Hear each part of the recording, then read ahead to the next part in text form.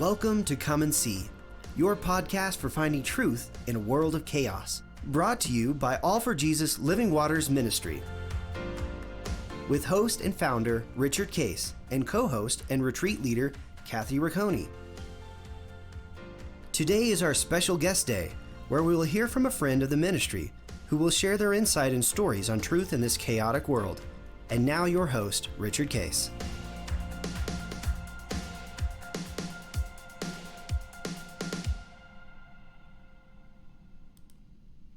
Welcome, everybody, to Guest Thursday, and we continue our cliffhanger that we left last time with Josh and Emily Rocconi from Delaware, close to Maryland Beach, and they love the beach.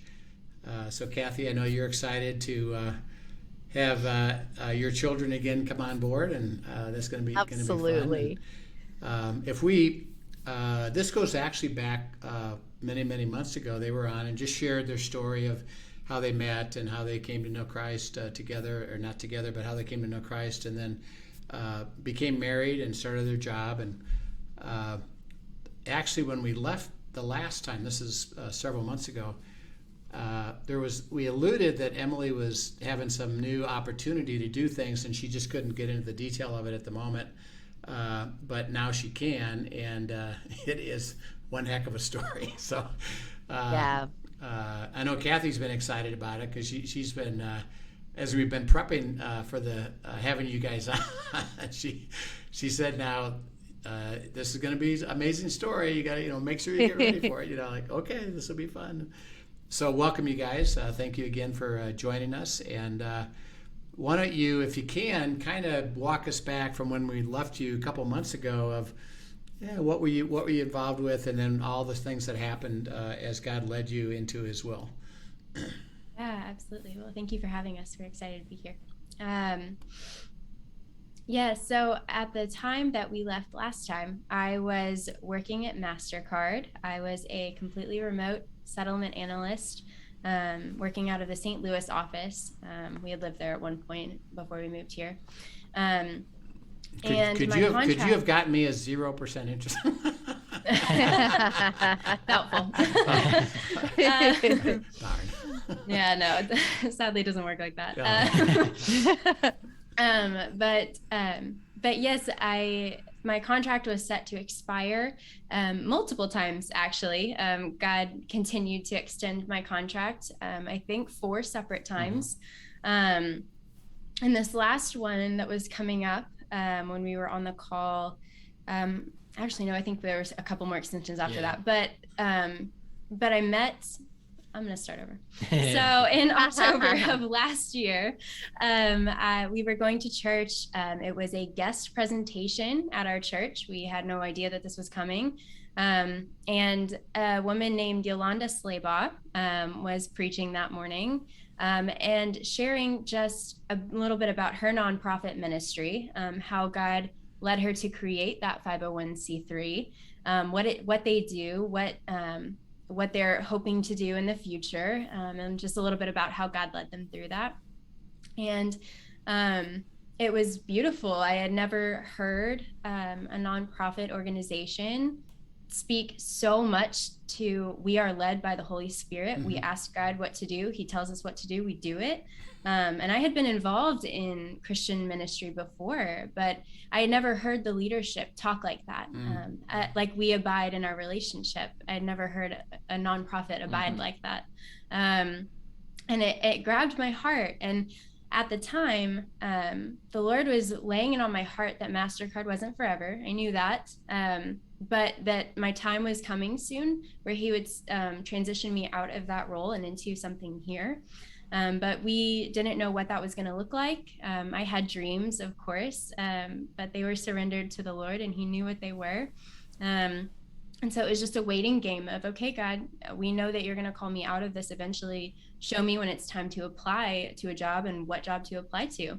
And until then, we pause you real quick? And just back up, just to give a little background for those. This is the proud mom in me, I know, or proud mother-in-law in me. But to back up and give a little context, Emily graduated from Baylor, top of her everything she did. I mean, she was absolutely stunning as a student, and professors adored her. Jobs that all kinds of things that could have opened up. And she was so surrendered. This was just the most beautiful thing. She was so surrendered and so in unity that Joshua's job is where we're supposed to be letting take the lead. And so she actually graduated a semester earlier than Josh and really put her career on hold and just trusted God to provide. And he did very faithfully provide and continued even as they transitioned through multiple locations, as he did training and internships and all of this, knowing she couldn't land something specifically. And the reason I bring this up is this is the beginning of the story, is such a picture of, Rich and I talk a lot about when you're in that liminal space between what God has promised and where you're at right now, though, and you're still in the waiting of it. And Emily sat gracefully and beautifully surrendered in this liminal space for quite a time as he unfolded this, where the promises were given, but she just had to go step by step and trust. And even though the jobs were good provision for her in the moment, not her dreams, not what she pictured and not what she felt passionate purpose for, but what she felt like God said, step into this, just wait, it's coming, just wait, it's coming. So it is a beautiful picture of the liminal space. And then as Yolanda shows up in October, all of a sudden we see things start to unfold. So now pick up again. I just wanted to give a little background there. That's great. Thank you. I appreciate that. But yeah, I mean, we've been waiting for a year at this point. And so we're just waiting for God to speak. He hadn't yet.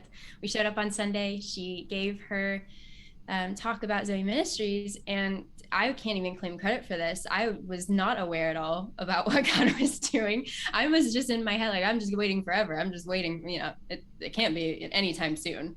And Josh was like, Em, you should go talk to her and see if they're hiring. And I was like, oh yeah, I should. So we walked up to the front and I introduced myself. I told her a little bit about who we were, where we came from, what my position looked like, and that I knew God was calling me out of it soon, just didn't know in what capacity, and are you hiring? And her response was, yes, we are hiring. We don't post our job postings online because we trust God to bring us the people when it's time. So I'd love to set up a call with you to talk about, what you're interested in, what your background is, maybe see if there's a place for you here. And let's do that. And I was like, wow, okay, yes, let's do that. Does she pay God a retaining fee?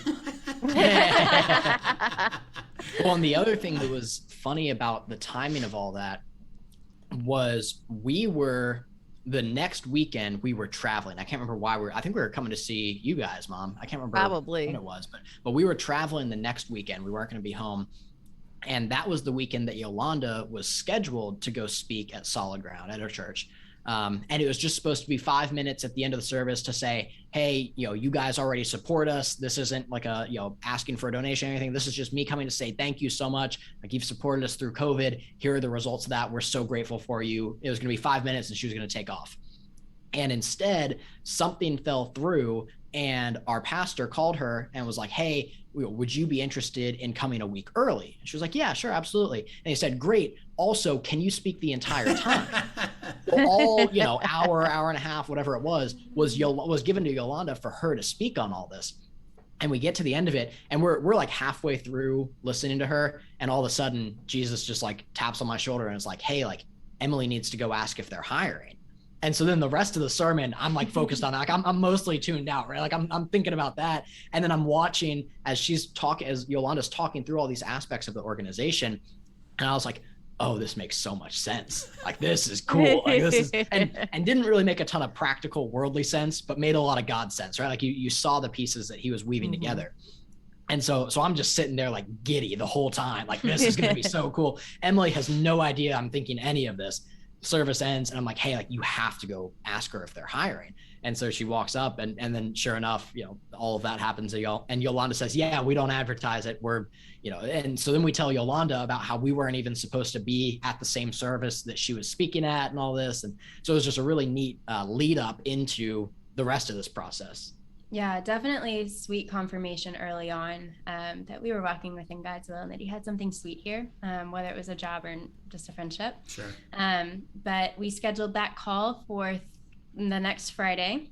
We hopped on. She did not ask me a single qualification, did not ask me to see a resume, not even what school did I go to. I mean, she was like, so how'd you get to know Jesus? Tell me a little bit about that. How do you walk with him? What does your relationship with him look like? Just asked me so much about my walk with the Lord. And then after 30 minutes, she was like, so here's what I'm thinking. And I was like, oh boy. Let me give you a little bit of background first. So Zoe Ministries of Delaware is a anti-human trafficking organization. We are the only one of its kind in Delaware. Delaware is a hot spot for sex trafficking specifically, but all forms of trafficking. We have the beaches, the I-95 corridor, and there's no real infrastructure to catch them, and the traffickers know that. And so it's a lot less risky to traffic your victims in Delaware than it is in any surrounding state. And Emily, a lot of people don't really identify with any of this per se.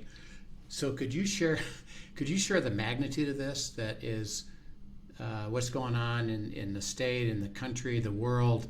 It's way, way, way beyond anything that we would even imagine. It's like, nah, it can't be that. Share a little bit about the what it exactly is and the magnitude of it. Yeah, it's heartbreaking when you find out what's really going on. I, like so many others at the beginning of this process, thought human trafficking happened across country borders in third world countries, and that they were being kidnapped and smuggled. And I didn't know what purpose they were being, put into. I just thought that's what that was. I quickly learned that is not the case. There are an estimated 300,000 child victims of sex trafficking in the United States every year. And that's probably a very conservative estimate, to be honest, because most of it happens online and most of it is not reported.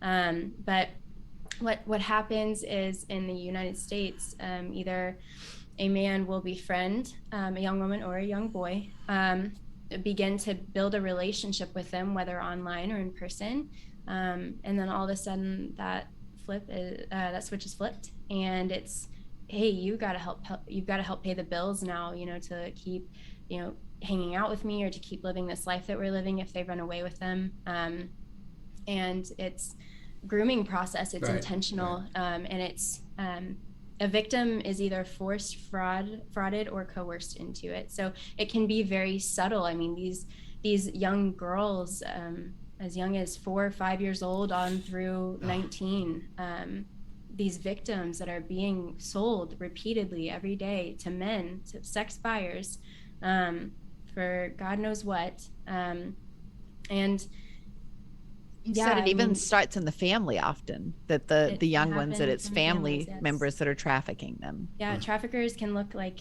any single one of us. They can be attending church, they can be at the grocery store, they can be a family member, they can be a school friend, they can be an uncle, a boyfriend, anyone. There's no one type for a trafficker.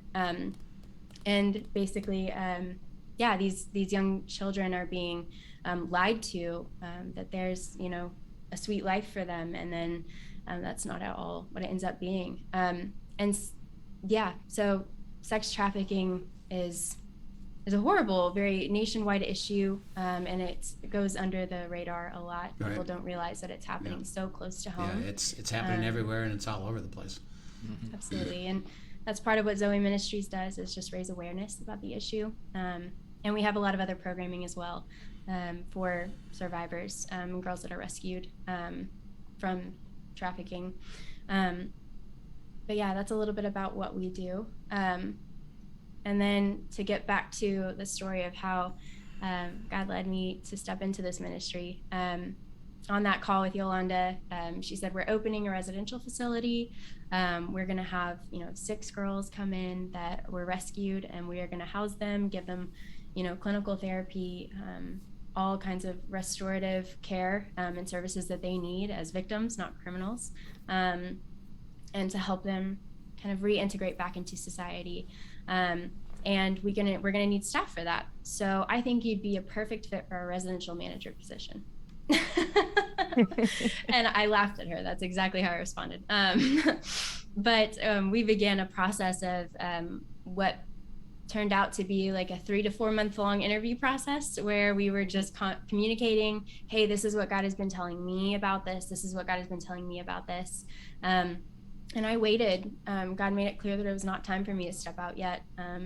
They did not have the funding to bring on staff. And my contract was not up yet. And God told me I was not ready to leave yet.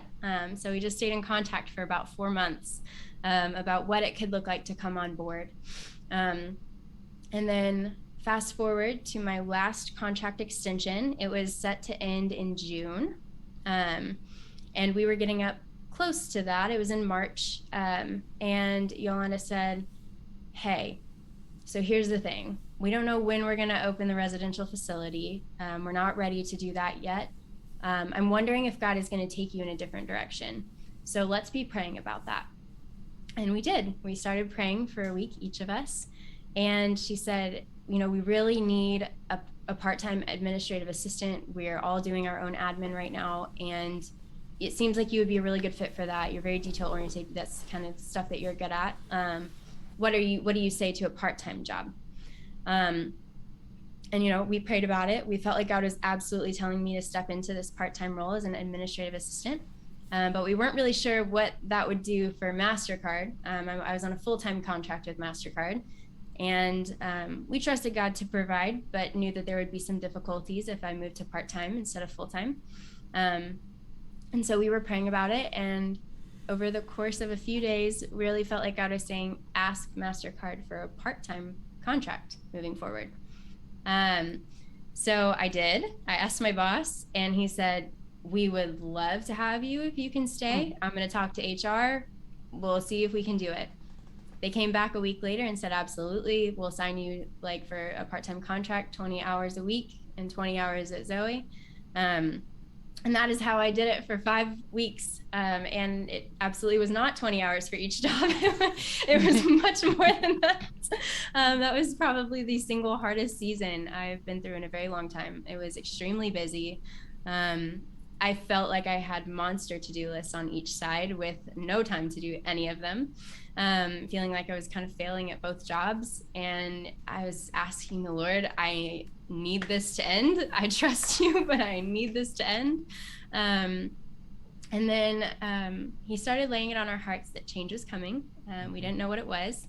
But well, and in that season of the what was it, 5 weeks, 4 weeks? Yes, in those 5 weeks of running both jobs, we both kind of had this sense of, okay, this is absolutely where God has Emily right now, but this isn't the full picture of the plan for a couple of reasons. One, I mean, you referenced it earlier, but when Emily says oh, Yolanda offered me the residential manager job and I laughed at her, it's because Emily and Em's fantastic. She's brilliant. Like Mom said, she graduated. I'm going to brag on you. She graduated with an accounting degree, 4.0, could have gotten jobs at any of the big four and was recruited and all of that.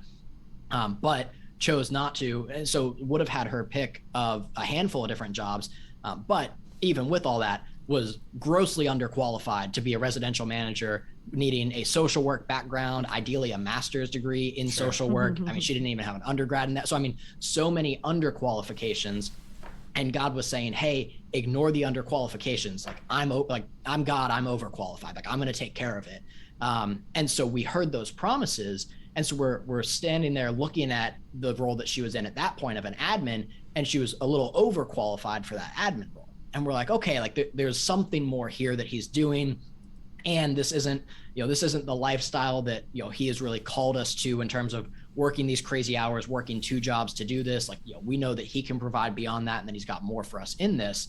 I mean, he had spoken so many promises, specifically that he was overqualified in this, and that we could trust his overqualifications in any of Emily's underqualifications in the role that she was getting brought into. So we know there's something more here, but we don't see it on the table yet. It must be this residential manager position down the road once this house opens up.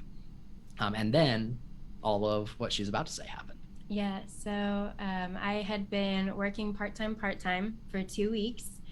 And then God shifted the staff in Zoe. There was a big shift that happened that consequently I was able to step into the position I am currently in, which is the full-time director of finance and operations.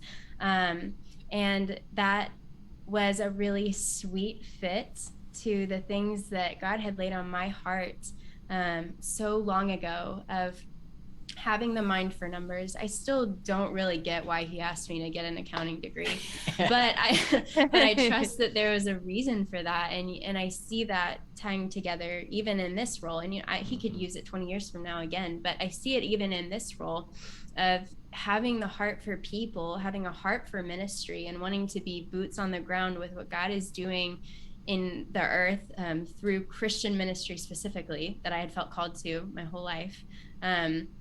But pairing that with my training in understanding corporate finance, understanding the ins and outs of the financial statements of an organization. And it was unexpected because the shift that happened in the staff should not have happened. It was not something that we were expecting. No one thought it was coming. It surprised everyone and left a huge hole in the staff and in what we were able to do as an organization. But God had me right in that sweet spot, waiting and ready to say yes. And so he gave me a start date. He said, you're going to step into this role on this date. And until then, you are to love MasterCard, give them as much of your ability, of your time as you are able. And then you're walking away and you're going to step into this full time. And so that's what we did. And I began my job here March 28th, at the very end of March. So I've been here for a month now. So it's a very long story with a very recent kind of wrap up to it. And I love my job. I love what we do. I hate that we have to do it, obviously. I live for the day that this industry no longer exists. But the sad fact is that, human trafficking in all of its forms is the second largest criminal enterprise behind behind drugs, I think. Mm-hmm. And the sad fact of that is that you can only sell a gun or drugs one time. You can sell a body repeatedly. Yeah. And it's tens of billions of dollars every year. Rich, you'll appreciate Emily was just recently at a NASCAR event raising awareness for trafficking and cool. that as well. Yeah. Great. Which one were you at? Dover, Delaware. Yeah. Is at Camden Field. What is it called? I can't remember. Dover Downs. Dover Downs. I think that's what it's called. Did you? Did they interview you on the screen, or what did they do to help for you to raise the awareness? Do you have a booth or something, or? Yeah, we had a booth. It was in partnership with local law enforcement. We have recently gotten a human trafficking specific law enforcement unit in Delaware, and they had a booth and invited nonprofits in the area that operate in the sector to come and be part of the awareness efforts. And we were able to talk with a lot of people about what the reality of trafficking looks like. And it's unfortunate that events like NASCAR actually bring in a large amount of trafficking to the area. With the people coming in to watch the event comes unfortunately the market. The demand, yeah. Mm-hmm. Yeah. Did you probably didn't watch the race, you probably heard the race, right? We tried to get out of there as soon as the race started, to be honest. It was loud. I had never been to a NASCAR event before, and I asked probably one of the silliest questions of my life and asking, has it started yet? And they were like, you'll know. Yeah, you'll know.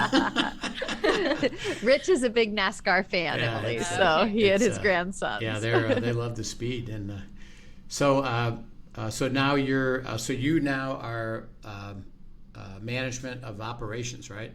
For the whole ministry. Wow, that's amazing. So that was fun for us to get to see. I mean, we were talking about earlier with God promising that, hey, there are going to be underqualifications here, but I'm God, I'm overqualified, I'm going to take care of it. It's been fun to see how he wove together Emily's passion and desire for ministry, and specifically in this particular industry, frankly. But then to also bring in her education background in finance and accounting, and to be able to weave all of that together with her passions, but then also say, okay, here's a role that, no 24-year-old with a bachelor's degree should be able to step into as the director of finance and operations.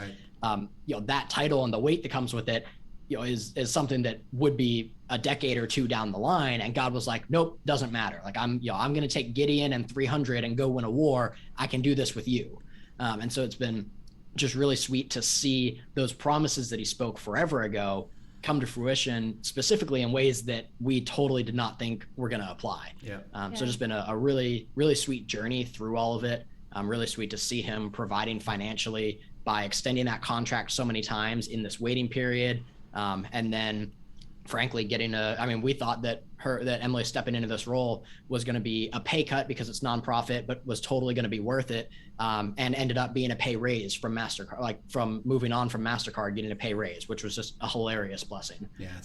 So just time and time again, God showing up and frankly showing off, saying like, hey, it's that Ephesians 3:20, doing immeasurably more than you can ask or imagine. Exactly. We know God's good. We know that he's got a plan and it's a better plan than ours. And we trust that and we step out in that expectantly, knowing like, hey, this is going to be better than we think. So our expectations were here. Let's move them up because we know it's God. He's going to do something better. And then he's blowing by those even our greater expectations. And so it's just been a really fun journey. Sweet. Yeah, really. I think one of the things that just stands out the most to me that I'm hoping is encouraging to somebody who's listening today, though, is that wasn't immediate. That was you hearing a promise and you staying with him as he walked you into it over a long period of time, where a lot of doubt could enter in, and where lots of people, let's be honest, lots of people looking from the outside, you have a degree from Baylor, you have this, why aren't you doing this? Why not this? And to the outside world, it did not make sense. Yet you knew what you were hearing from God, and you stood in those promises and walked alongside faithfully in that liminal space. And it's a beautiful story to me of that. So and on the other side of it, talk a little bit about, you mentioned it a couple times, is you could have easily, Josh, you heard, hey, job opportunity with this ministry that's up on the stage. You could have just said, well, God said it, that's it. We're going to go do that, and or it's going to be residence program, or it's going to be that, or how can I do part-time at both? You could easily have assumed at various points, well, of course it's this, and I'll just go do that. But you approached it the way that God wants us to, which is, you heard me say something. Walk with me. I'll let you know about it. Take it step by step. Don't presume anything. I may have something a little bit different than you think. The timing, you said you went 4 months, and interesting enough, the other side of it even said, we'd love to have you, but why don't we just keep praying and see what God has to say. So talk about your ability to resist just saying, oh, of course, then that's it. Unfortunately, I think my ability to resist that came from disappointment a few months prior to that when I did apply for a job that God did not necessarily tell me to apply to, and I didn't get it. I was heartbroken. I really felt like that was something that he had for me. And I think having that experience coming into my months-long conversation with Zoe before I stepped in really gave me that, God was teaching me, just because I give you an answer doesn't mean that's the end of the conversation. There's no period after that, if you ask, hey, God, is this a job you want me to apply to? And I say, yes, that's not the end of the conversation. Ask me, when, why, keep dialogue open. And what I learned was that even in my genuinely surrendered heart to want to be close to Jesus and know his answer, I was still treating him like a genie, because I'd get an answer and then I'd go, and I'd forget that there was a conversation to be had even after that. And so going into this, it was, okay, God, is this residential manager thing something you have for me? And he was like, yeah, I am right now. Let's keep walking this. Keep walking this with me. And I just check in. And I think it's it's, the simplicity, not always easy, but simplicity of that abiding it's constant. It's not something you pick up and put down every once in a while and just keep picking up and putting down. You're holding it. He's with you.